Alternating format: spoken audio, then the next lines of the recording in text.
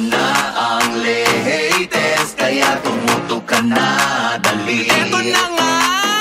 Eto na ang mga marites, kaya i-chika mo na, dali. Eto na ang latest! La la la la la la la, i-chika mo na, dali. Eto na ang latest! La la la la la la la, i-chika mo na, dali. Eto na ang latest! Hello mga kabit, ito po ang inyong mga lingkod. Ito po si Mama Lloyd! Naman po si Papa O. At nasa likod po si Oliver Carne. Yes! Ng US of A. Asa ng pamaypay? Wala. Papa Ayun, O, diba? Saka si Judith. Ayan. Yes! At ano pa nga ba ang lagi niyong inihirit sa amin? Ay! Ichika mo na, dali. Eto na ang latest! La la la la la la la la, ichichika na namin, dali. Buti kasi dito, Oliver, alam yung dance step sa kayong kanta, no? Dinaig yung mga backlers natin sa likod. Correct. Oo. Siyempre, naninibago kayo, no? Walang buckler sa likod. Yes. Eh, kasi nga nandito kami sa may bandang Bulacan, no? Yes. Exactly, nandito tayo sa Flor de Loto. Yes. Kung saan pinayagan tayong mag-shoot. At Yes. syempre, kumain-kain kami dito. Yes. Oo, Diba? in fairness. Ayan. Thank you so much sa Flor de Loto. Yes, thank Dito you. yan sa Bukawi, Bulacan. Bukawi, Bulacan. Yes. Ayan na. Ba't na tayo nandito? Eto na nga, kasi nga andito din sa Bukawi, Bulacan, yung Philippine Arena. Bakit? Anong meron sa Philippine Arena? Ay, dahil ito ang simula at wakas. Ay, Oh, SB19, di ba? Manood kami. Courtesy yes. of Ana Puno. Yes. At syempre, sa tulong ni Oliver Carne. Carne, di ba? Ang Diyosa ng Los Angeles. Yes. Diba? Oo. Kaya dito tayo ngayon. At syempre, oy nako, ang mga kaganapan sa SB19 sa simula at wakas. Yes. Eto na nga, Nay! Pinatunayan ng SB19 na sila ang mga hari ng Pinoy Pop sa kick-off ng kanilang World Tour concert na simula at wakas. Pinunulang naman nila ang Philippine Arena ng mga fans na hindi magkamayaw sa pagsuporta sa kanilang mga idolo. Yung iba ay nakapila na as early as 11 o'clock a.m. At may mga nanggaling pa mula sa mga malayong probinsya and even from other countries. Grabe ang mga performances na ipinamalas nila Ken, Pablo, Stel, Justin at Josh. Halos hindi ko na nga sila marinig sa lakas ng hiyawan ng almost 55,000 katao na nasa loob ng pinakamalaking indoor arena sa buong mundo. Napakabongga ng stage! Ng production design, ng costumes, at syempre ng mga pasabog ng mga production numbers kasama ang 75 na dancers on stage. Wala talagang dull moment, Nay! Super high energy ang SB19 kasabay ng mga walang patid na sigawan at palakpakan ng mga nanunood. Kaya naman, hindi maiwasan na maging emotional sila at some point in the show dahil sa kanilang taus-pusong pasasalamat sa kanilang mga fans na tinupad ang kanilang mga pangarap. And speaking of emotional, naluha nga si Josh bago nila kantahin ang awiting Mapa. Dahil for the first time ay napapanood siya ng kanyang estranged father na nasa audience during the show. I must say SB19 truly over-delivered sa concert nilang ito. Na ayon sa producer na si Miss Ana Puno, sila rin ang mga nag-conceptualize ng buong show. Muli, congratulations SB19! And sa mga fans nila na 18, kakaiba ang pagmamahal at suporta nyo. Simula pa lang ito, ha? Kaya abangan ng SB19 sa iba't ibang concerts nila abroad. Ayan! Ay, saya, grabe. Nakakaloka. Ano yung haba ng pila? Oo. Doon sa labas. Tapos Grabe, pagdating Nay. sa loob, no, grabe, may kanya-kanya silang dalang merchandise. Yes! Ay, naku. Ang dami mga nag-purchase ng mga yung mga light stick. Oo. Yung talagang prepared ang mga 18. Correct. Bago sila sumugod dyan sa Philippine Arena, di ba? Yung iba hindi makarelate. Bakit daw 18? Ba't nga ba 18? Di ba SB19 sila? Oo. May nauna raw doon. Ano? 18. Kaya ang tawag sa mga fans nila, O mga supporters, 18. 18. Ayun. 18 tapos 19. SB19. Oh, yun pala. Oo, ayun. Ang gagaling nila, hindi pa. Super! Kaya alam mo, parang tingin ko tuloy, para silang international stars. Diba? Oo. Pero talaga yung level nila, sino ba mga nag-show dyan? Mga international stars na dyan nagpa-perform, diba? Dahil Bruno Mars. Correct. At saka si ang Beanie. Oh, yes! Diba? Oh. Yung Beanie nag-perform dyan, no? At speaking of Beanie, nakakaloka. Oh. Oo, ano ba yan? At yung Boston, nabalitaan natin na supposedly ay meron silang concert pero na-cancel. Hay! Bakit? Na-cancel, hindi sinabi ko ano yung rason. Abay, meron pa nga isang nanay na umano sa akin. Talagang handang-handa raw yung kanyang anak para manood ng concert ng Beanie. Sa Boston? Sa Boston, bakit daw biglang kinancel? Nag-ano pa naman sila, parang umupa sila or nag-check-in sila sa hotel malapit doon. Sobrang handang-handa na sila. Kaya nga sobrang disappointed daw yung anak niya. Bumili pa naman sila ng ticket. Nakakaloka. Eto nga, sabi rito, no? Oh. Bakit po cancel ang concert ng Beanie dito sa Boston? Oh. Excited pa naman po kami, lalo na yung mga bagets. Bili pa kami ng outfit. Ba't ako nakaganito? Meron naman ako ideal vision dito. Ewan ko nga ba, Ayan, diba? Excited pa naman po kami, lalo ng mga bagets. So, bili pa ng outfit for the concert. And we even booked a hotel kasi outside of Boston po kami nakatira pa. Sabi, mahina daw ang benta ng ticket dito sa US. Nakakasad lang kasi waiting yung mga fans na mag-release man lang ng statement ang Beanie or ABS-CBN regarding sa cancellation ng concert, pero parang wala naman silang statement. Anyway, followers niyo po kami dito sa US. Yun mo, Diyos ko, yung pinalungkot ng Beanie. May nababalitaan pa tayo na medyo mahina nga ang ticket selling doon. Usually nga pag ganyan, saan ba nagkakaproblema? Sa organizer side ba? O sa ABS-CBN side ba? Ayan, hindi, tanungin natin si Oliver. Oliver, halika.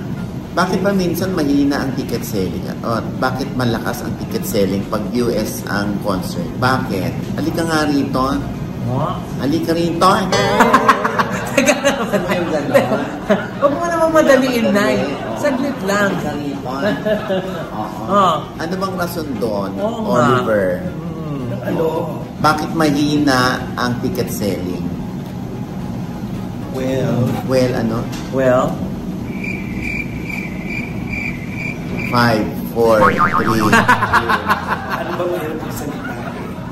Siguro dahil din sa namimili din ng mga Promoter? Oo, din mga ang mga ticket buyers. Kasi nagkaroon na sila ng show sa Pichanga. So baka yung iba ayaw na manood sa... Pero sila alam ko June 14 sa Pick-Up Theater. Kumusta yung Pick-Up Theater? Hindi ko alam. Okay. Pero minsan ba, Tito Oliver, nasa promotion din yan? Kasi di ba syempre, marketing din yung isang importante para maingganyo yung mga taong manood or maipaalam sa kanila na may concert na magaganap, di ba? Baka may kinalaman yung ticket prices. Kung minsan, yung ibang tao hindi nila alam na may ito. Kasi, halimbawa, merong mga organization. So, mahina ang promo? Hindi na po promo na yung gusto. Isa kasi kailangan mano-mano ang ticket selling din Don't just rely because marami mga fans na gusto bumili. Kailangan pa rin talaga yung push sa promotion. Saka depende kung may kasabay. Correct. Nagkataong meron silang mas gusto pupuntahan. Hindi naman din kasi linig sa kalaman ng lahat. Dito sa Pinas, talagang sikat na sikat ang Beanie. Kaya nagtataka yung mga narito kung bakit sa ibang bansa hindi ganun kapukpok o hindi ganun kalakas ang ticket selling daw. Ayun nga. Anyway, makakabawi naman ng Beanie. Malay mo naman wala pa yung ibang dates Nasa selling period pa sila eh. Diba? Oo, kaya good luck ha. Siyempre, and speaking of ibang bansa, oo, nabalitaan natin, diba? Ito naman ay nabalita rin naman, ano? Sa Florida pala nakatira si Red Sternberg at doon na kumbaga ay inabutan at namaalam ang si Kiko sa TGIS. Yes, yung mga batang 90s makaka-relate dyan. Oo, kaya kami lungkot na lungkot, na-shock pa ako kasi nung May 14 ay ka-PM ko pa o ka-message ko pa itong si Red. Oh? Bakit na? Hindi, kasi meron siyang gusto itanong kung willing ba ako na i-manage siya. Oo, sabi ko naman, sige, kumusta ka na ba? Ano na ba yung lagay ng katawan mo? Okay ka na ba? Physically fit ka? Hindi, magpapaliit pa raw siya, magpapapayat pa siya.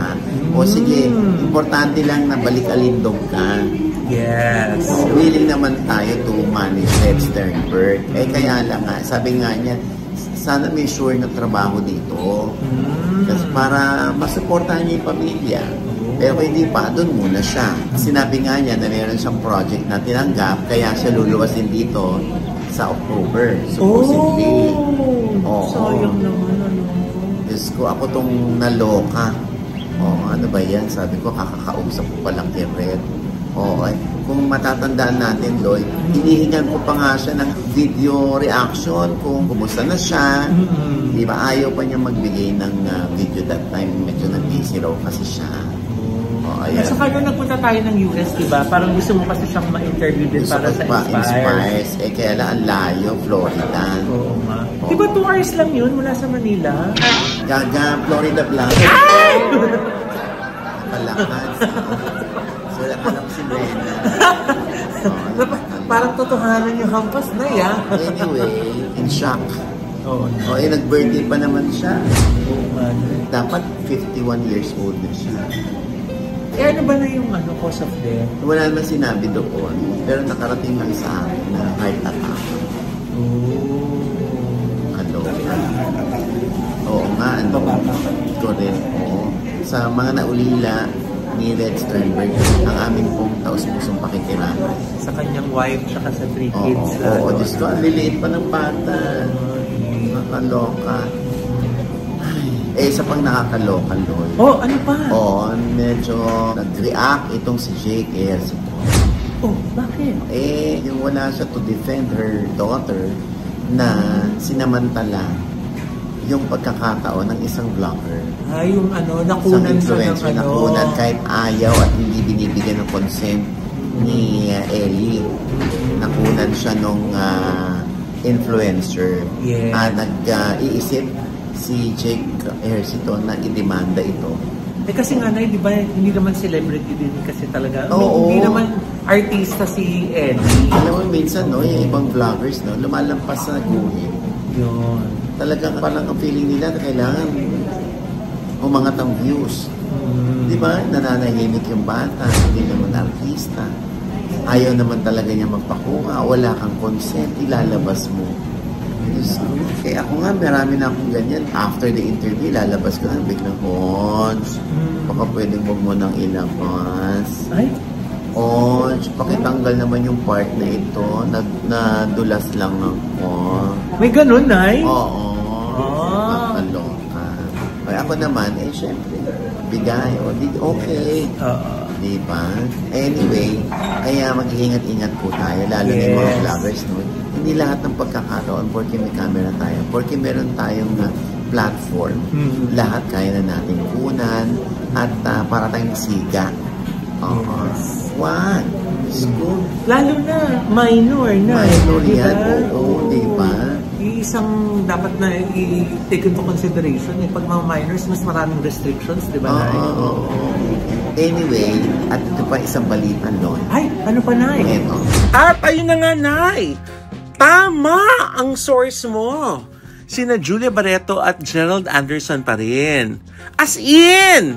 Hindi totoo na hiwalay na sila. At tama rin na hindi porket hindi nagpo-post together ay dapat ng pagdudahan. Katunayan, si Gerald Anderson pa mismo ang naghatid kay Julia Barreto sa airport patungong Dubai. At ayon kay Je, gusto na rin daw niya mag-settle down dahil gusto na raw niyang bumuo ng pamilya at magkaroon ng anak dahil pangarap ng kanyang daddy na magkaapo na sa kanya. So, tama na ang intrigahan ha? Hindi nagpahinga sila Julia at Gerald sa kanilang relasyon. Ang tanong ngayon, ready na bang magka-baby si Julia? O sasamantalahin muna niya ang kalakasan ng kanyang career? Abangan! O, ayan. Tutok na tutok si Tito Oliver, di ba?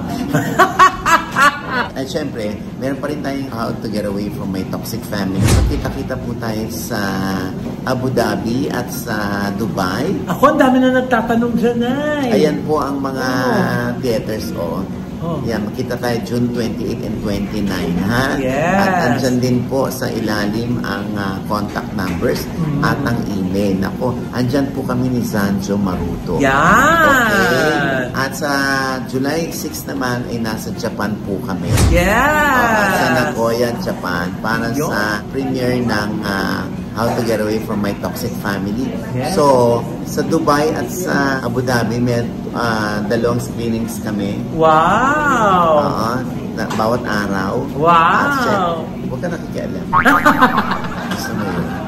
Tsaka sa Japan, dalawang showing din po kami. Eh, maganda kasi. Napanood na ba nila yung trailer? Oo. Kaya naku, excited na po kami ihatid sa inyo yan, ha? Ito po yung trailer. Sana po, bago po kayo magsalita, maalala nyo po na may utang po kayo sa akin. Ang bastos ng anak mo, Aurora, ha? Parang hindi ka nanay kontratuhin. Wala siyang utang na loob. Ano ba yan? Ang toxic? Paano ka nagkaroon ng ganyang klaseng anak? Walang-wala na rin ako! Ubus na! Inubos nyo! Hindi ko na kaya, Nay. Pagod na ako.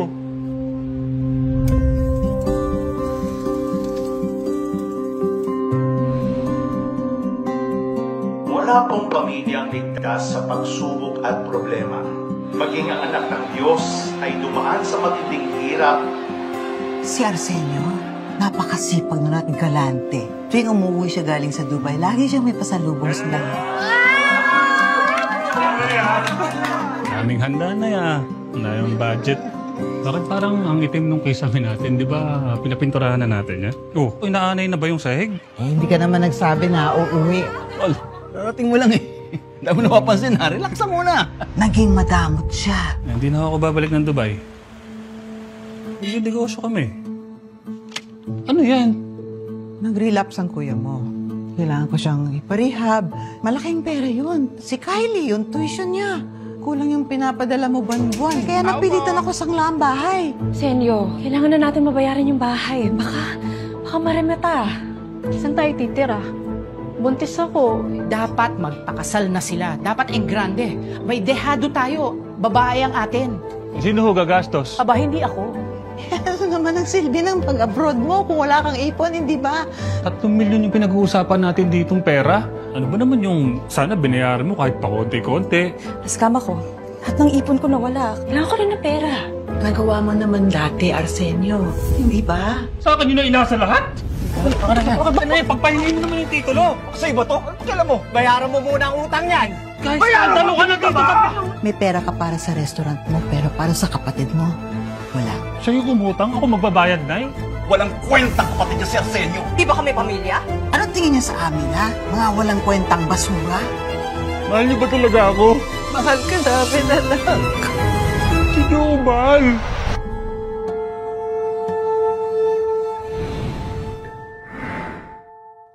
Ayan. So, ayan ha. We'll see you there. Yeah. At syempre, Loy, inaawitan ko pa ang RSK ng Abu Dhabi, Dubai.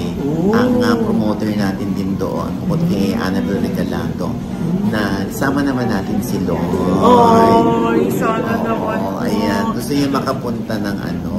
UAE. Ayan. Sa Wadika. Ayan. Ay, Thailand ba na yun? Parang hindi ka na may sasama. Ay, thank you in advance. Kilim ko na ha. Yes. Siyempre, dahil yan sa unang nagpa-premiere, ay si Oliver Carnes. Yes!